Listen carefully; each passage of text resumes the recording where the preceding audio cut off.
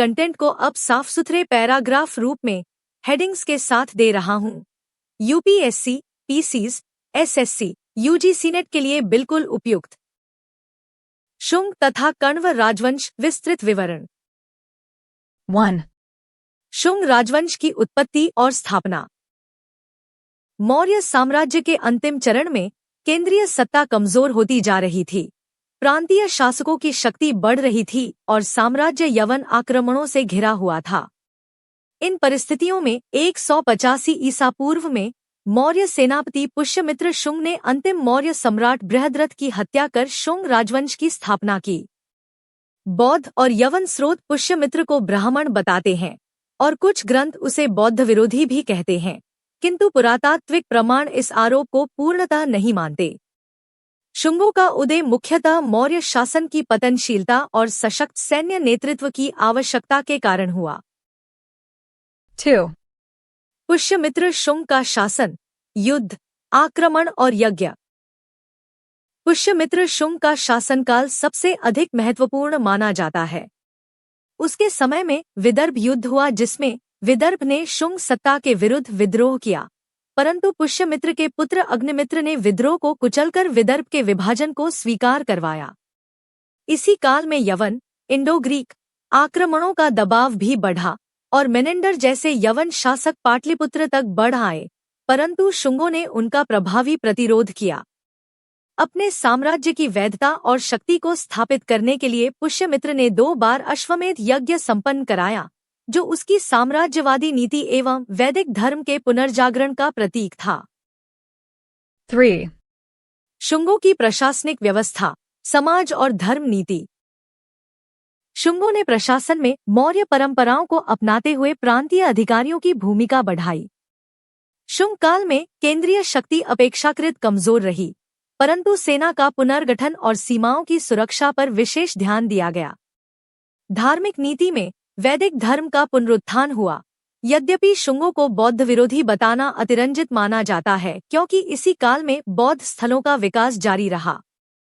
समाज में ब्राह्मण सांस्कृतिक वर्चस्व बढ़ा, लेकिन व्यापार, कृषि और गिल्ड प्रणाली के कारण आर्थिक जीवन स्थिर रहा। 4. शुंग काल की कला, स्थापत्य और सांस्कृतिक योगदान। शुंग काल कला और स्थापत्य के विकास में अत्यंत महत्वपूर्ण है। सांची स्तूप के तोरणों और रेलिंगों के निर्माण का विस्तार इसी काल में हुआ, जो उस समय की शिल्प परंपरा का सर्वोत्तम उदाहरण है। भरहौत स्तूप में उत्कीर्ण दृश्य, जातक कथाएं, यक्षयक्षिणी मूर्तियां और कथानक शैली शुंग मूर्तिकला की ऊंचाई दर्शाती हैं। इन कलात्मक उपलब्धियों से स्पष्ट होता है कि बौद्ध कला इस काल में न केवल संरक्षित रही बल्कि और भी समृद्ध हुई। यह शुंग शासन की सांस्कृतिक सहिष्णुता को भी दर्शाता है। 5. शुंगों का पतन और कण्व राजवंश की स्थापना। पुष्यमित्र के बाद उसका पुत्र अग्निमित्र शासक बना, किंतु बाद के शुंग शासक कमजोर सिद्ध हुए।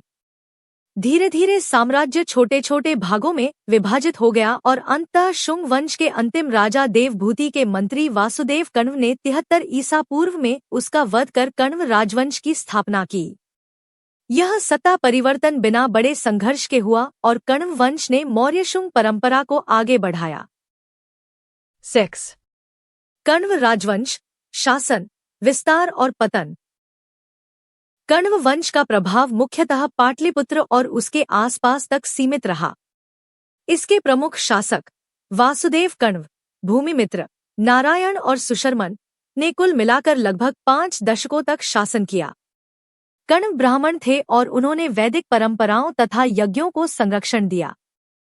हालांकि कण्व शासन दक्षिण भारत में उभरते सातवाहनों के बढ़ते प्रभाव को रोक नहीं सका।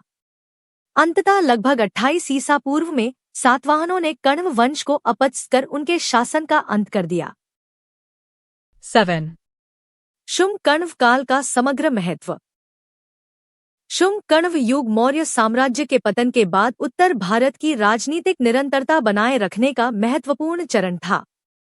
इस काल में यवन आक्रमणों का प्रतिरोध हुआ, वैदिक धर्म का पुनरुत्थान हुआ और बौद्ध कला, विशेषकर सांची एवं भरहौत, का उल्लेखनीय विकास हुआ। आर्थिक रूप से गंगा नर्मदा क्षेत्र स्थिर रहा और व्यापारिक मार्गों का विस्तार हुआ। सांस्कृतिक दृष्टि से यह काल भारतीय कला, धर्म और समाज के सहअस्तित्व का युग था, जिसने आगे के सातवाहन, शक और गुप्त काल की नींव रखी। नीचे शुंगकालीन संस्कृति के अंतर्गत सामाजिक जीवन, आर्थिक जीवन, धार्मिक दशा, भाषा व साहित्य तथा कला व वास्तुकला का अत्यंत महत्वपूर्ण परीक्षाओं UPSC, PCS, SSC, UGC NET, BA, MA के अनुरूप पैराग्राफ प्लस हेडिंग्स में विस्तृत वर्णन दिया गया है। शुंगकालीन संस्कृति विस्तृत विवरण। 1. सामाजिक जीवन। शुंगकालीन समाज बहुस्तरीय, जाति आधारित और ग्रामीण प्रधान था। इस युग में ब्राह्मणों का प्रभाव बढ़ा और वैदिक परंपराएं पुनः प्रतिष्ठित होने लगी। यद्यपि ब्राह्मणवादी वर्चस्व बढ़ा, लेकिन समाज में शूद्र, वैश्य और विभिन्न पेशेवर समुदाय, कारीगर, शिल्पकार, व्यापारी गिल्ड भी सक्रिय भूमिका निभाते रहे। स्त्रियों की स्थिति पूर्ववर्ती मौर्य युग की तुलना में थोड़ी सीमित हो गई, क्योंकि धार्मिक रूढ़ियां बढ़ी, परंतु व्यापारिक और पारिवारिक दायित्वों में स्त्रियों की भागीदारी बनी रही। समाज में शहरी और ग्रामीण जीवन का संतुलन था, जिसमें उज्जैन, विदिशा, पाटलिपुत्र, कौशाम्बी जैसे नगर प्रमुख केंद्र थे। परिवार पितृसत्तात्मक था और संयुक्त परिवार प्रणाली प्रबल थी। 2. आर्थिक जीवन। शुंगकालीन अर्थव्यवस्था मुख्यतः कृषि आधारित थी और भूमि राजस्व राज्य की आय का प्रमुख स्रोत था। कृषि में हल, सिंचाई, बैल आधारित खेती और धान गेहूं की खेती आम थी। व्यापार और शिल्प उद्योग भी व्यापक थे, विशेषकर धातुकरण, हाथीदांत, मृदभांड, वस्त्र, लकड़ी और पत्थर शिल्प। व्यापारी गिल्ड, श्रेणियां आर्थिक गतिविधियों का मजबूत आधार थी। शुंगों ने व्यापार मार्गों, विशेषकर उत्तर भारत, मालवा और दक्कन को जोड़ने वाले मार्ग को सुरक्षित रखने पर ध्यान दिया। तांबे, चांदी और किसी कभी सोने के सिक्कों का प्रचलन था। शुंग शासन के दौरान विदिशा और सांची जैसे नगरीय केंद्र व्यापार और हस्तशिल्प के बड़े केंद्र बने। 3. धार्मिक दशा। शुंगकाल में धार्मिक स्थिति अत्यंत बहुधार्मिक थी। वैदिक ब्राह्मणवाद का पुनरुत्थान स्पष्ट रूप से दिखाई देता है, जिसका उदाहरण पुष्यमित्र शुंग द्वारा अश्वमेध यज्ञों का आयोजन है। हालांकि कुछ बौद्ध ग्रंथ शुंगों को बौद्ध विरोधी बताते हैं, परंतु और भरहौत जैसे बौद्ध स्थलों का विस्तार सिद्ध करता है कि बौद्ध धर्म को किसी बड़े पैमाने पर दमन का सामना नहीं करना पड़ा। जैन धर्म भी इस काल में अपनी उपस्थिति बनाए रहा।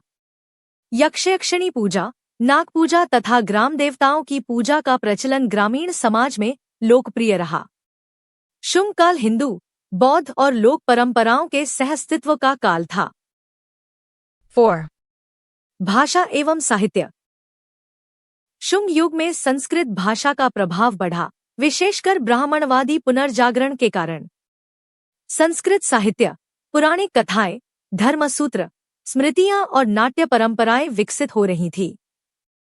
इसी युग में संस्कृत नाट्य साहित्य का प्रारंभिक स्वरूप मिलता है, जिसका प्रमाण कालिदास की नाट्यकृति मालविका अग्निमित्रम में पुष्यमित्र के पुत्र अग्निमित्र का उल्लेख है। इसके अतिरिक्त बौद्ध साहित्य में अशोकावदान और दिव्यावदान जैसे ग्रंथों का संकलन इसी काल में या इसके आसपास के समय में हुआ। लोक भाषाओं के रूप में प्राकृत और अर्धमागधी का प्रयोग व्यापार, शिल्प और आम बोलचाल में जारी रहा। 5. कला और वास्तुकला। शुंगकाल भारतीय कला इतिहास का अत्यंत महत्वपूर्ण अध्याय है। इस काल में बौद्ध स्तूप कला ने अद्भुत उन्नति की। सांची स्तूप के तोरण, रेलिंगे और विस्तृत नक्काशियां शुंग कला की उत्कृष्टता का प्रमाण है। भरहौत स्तूप की उत्कीर्ण मूर्तियां, जातक कथाएं, लोक आस्था, यक्षयक्षिणी प्रतिमाएं, चित्र परंपरा और कथात्मक कला की परिपक्वता दर्शाती हैं। मूर्तिकला में उच्च उभार, हाई रिलीफ और समतल उत्कीर्णन दोनों का सुंदर समन्वय मिलता है। धार्मिक स्थापत्य में यज्ञ स्थलों से जुड़े यूप स्तंभ भी पाए गए। वास्तुकला में पत्थर और लकड़ी दोनों का प्रयोग हुआ, जबकि कलाकारों ने प्राकृतिक एवं लौकिक जीवन को अत्यंत जीवंत रूप में दर्शाया। यह काल आगे चलकर मथुरा गंधार कला एवं गुप्त कला की नींव तैयार करता है। निष्कर्ष: शुंगकालीन संस्कृति राजनीतिक उथल-पुथल के बावजूद सामाजिक, आर्थिक और कला सांस्कृतिक उन्नति का काल थी। यह युग ब्राह्मणवादी पुनरुत्थान, बौद्ध कला के उत्कर्ष, कृषि एवं व्यापारिक समृद्धि और संस्कृत प्राकृत साहित्य की वृद्धि के कारण भारतीय इतिहास में विशिष्ट स्थान रखता है। UPSC, PCS, SSC, UGC NET, BA, MA परीक्षाओं में शुंगकालीन संस्कृति का अध्ययन भारतीय कला, धर्म और समाज के विकास को समझने के लिए विशेष रूप से महत्वपूर्ण है। Please like, subscribe and comment.